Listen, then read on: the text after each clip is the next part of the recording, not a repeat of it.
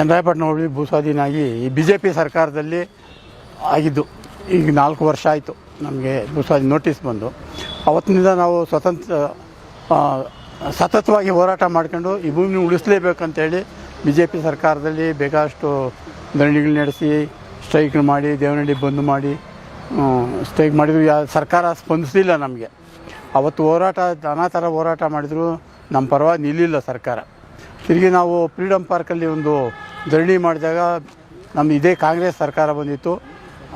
ಮಾನ್ಯ ಮುಖ್ಯಮಂತ್ರಿಗಳು ಆ ಧರಣಿ ಜಾಗದಲ್ಲಿ ಬಂದು ನಿಮ್ಮ ಹೋರಾಟ ಚೆನ್ನಾಗದೆ, ನೀವು ರೈತರು ಒಳ್ಳೆ ಹೋರಾಟ ಮಾಡ್ತಾಯಿದ್ರಿ, ನಮ್ಮ ಸರ್ಕಾರ ಬಂದರೆ ನಮ್ಮದೇ ಸರ್ಕಾರ ಬಂದರೆ ರೈತರ ಹೋರಾಟಕ್ಕೆ ನಾವು ಬೆಂಬಲ ಕೊಡ್ತೀವಿ, ಈ ಭೂಸ್ವಾಧೀನ ಕೈ ಬಿಡ್ಸೋಕ್ಕೆ ನಾನು ಅವತ್ತು ಪ್ರಯತ್ನ ಮಾಡ್ತೀನಿ ಅಂತ ಒಂದು ಭರವಸೆ ಕೊಟ್ಟಿದ್ದರು.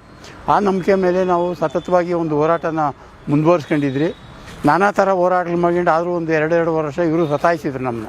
ಒಂದು 2 ವರ್ಷ ಆದಮೇಲೆ ಮಾನ್ಯ ಮುಖ್ಯಮಂತ್ರಿಗಳು ರೈತರ ಪರವಾಗಿ ಒಂದು ದೃಢ ನಿರ್ಧಾರ ತಗೊಂಡು ಈ 1777 ಎಕರೆನ ನಾವು ವಜಾಗೊಳಿಸ್ತೀರಿ ಅಂತೇಳಿ ಸುಮಾರು 4 ತಿಂಗಳ ಹಿಂದೆಯೇ ಹೇಳಿದರು.